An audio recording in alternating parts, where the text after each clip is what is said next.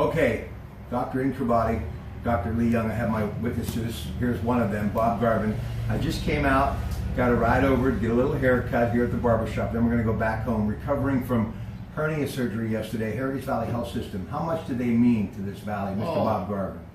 I'm glad they have the Swickley thing because it spreads their thing, but they have these several things. They're fantastic. They're Beaver Valley as a whole. Speaking of holes, did you say holes? I have one here, here, here, and here. And I got to admit, I'm doing pretty good. Pirates going to have Andrew McCutchen in center field catching next year. If I were pulling shots, I would. I think they give too much away. Not so much an ability, but the fabric of the team. I think that's where they spend their money. Cassie Montel, a big Pirate fan, was raving about the performance of Andrew McCutchen the other night. Yeah.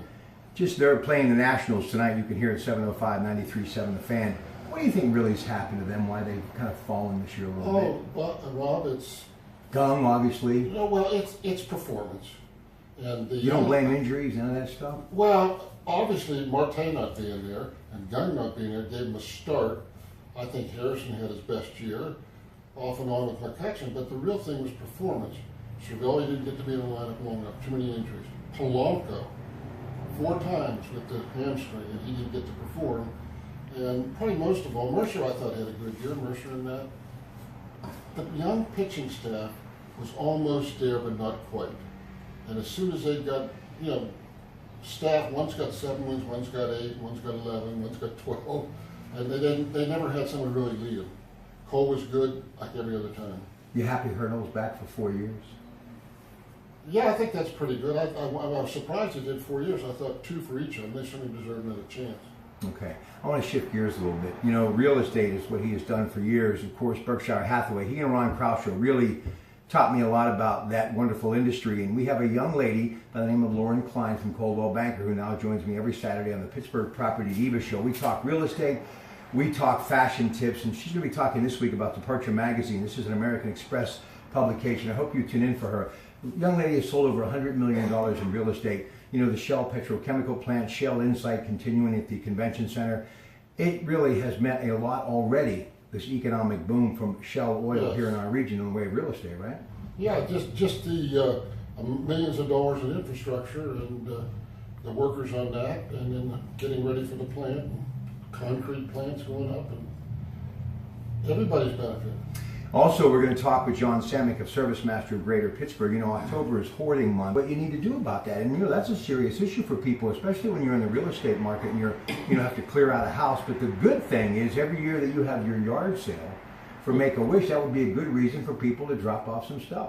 Right. Anytime we listing somebody's house, we have them clear the garage and the walls all around it in the basement. Put their best foot forward, because no matter how beautiful the bedrooms are, they go into these other areas, auxiliary areas.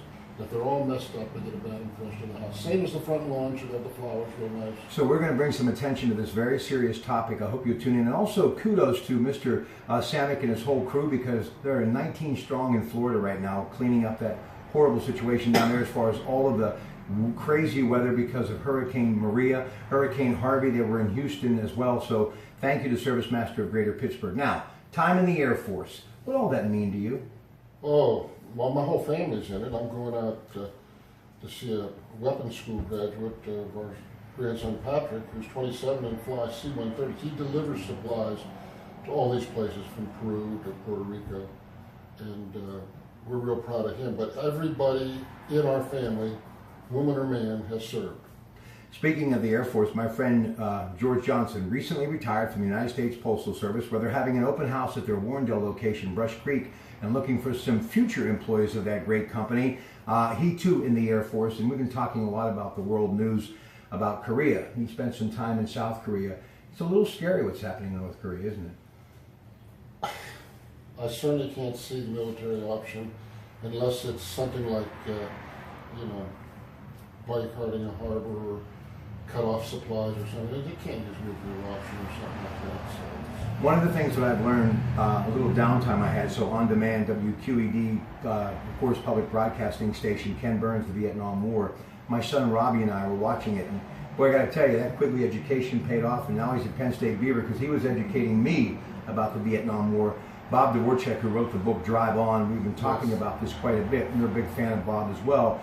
But here's the thing, I learned about JFK's time before and at the early stages and how instrumental he was, and you have to really wonder if he would have lived, what could have happened. I think we would have got out of there a lot sooner. The early days of the French occupation, they lost over 100,000. This is back in the early 50s. Yes. Ho Chi Minh. But going back to even China, who lost in Korea, that Korean War, 1 million people. A lot of people are wondering what their thoughts are right now in 2017 with Kim Jong-un. But here's what really amazes me. This Vietnam War lasted from 55 to like 75. We, of course, got out a few years. This is an amazing documentary, as only Ken Burns can do it. But there was right and wrong on both sides. My friend Tony Accomando, Service Dogs for Vets, Friends of Da Nang. Jack Wagner, Pittsburgh hires vets. They've got a big thing, Shell Oil, that's going to be happening at October the 12th, that date at the CCBC. You got the Vietnam VFW here in Rochester, all those Harley Davidsons this weekend. They're going to have another big ride to support the cause. What have we learned from Vietnam? Well, we learned that not every war is necessary, that sometimes we can jump too fast. And it's more apropos now than we had the World Wars and we had the War of 1812 and we had Korea. They were by themselves. Now we got flashpoints all over. And if you jumped into one like that now, you wouldn't be able to cover this one or that one. So we got to be very careful about getting into a major ground war. We're both historians, and my son, I got to tell you, somebody's teaching. It must be you, because he surely knows a lot about history. Talking about Asia and that part of the world, it was Douglas MacArthur who said you cannot win there. Even the great President Dwight Eisenhower was very slow moving when he became the Republican nominee and president to get into the mix as far as what France was doing in Vietnam. He said, look, he looked back at his logs and records from World War II and he said, you can't win a war in that part of the world. So heaven forbid, they say if you have history, you're doomed to repeat it. But I hope in this case we learn something from the first Korean War and we will stay out of this fray and find a way to have a peaceful resolution. There has to be a way that we haven't seen yet. How are you? How's the wife? Everybody good? Everybody's good. Krausher been bugging you at all? No. No? That's a good thing. Good. He became president of the Pennsylvania Association of Realtors. Great achievement for him. My man. And for me to be bowing him after hernia surgery, it's got to be worth it. Well, God bless you. I hope that's a quick healing thing. It is. And again, I can't thank the wonderful staff at Heritage Valley enough. They did a great job. And it's just good to be healthy and alive and enjoying Western Pennsylvania. And with a new hairdo, I guess I'm good to go. A new hairdo is impressive. Bob Garvin, ladies and gentlemen, my true hero. And of course, Jim Whean, Barbers On third, Cassie, Amy, and the whole crew. And the Beaver Chamber of Commerce, the mayor, they do a great thing every day, unfolding what I like to call the red carpet that is Main Street in Beaver, Pennsylvania. Have a great day, everybody. Good afternoon. Okay, thanks.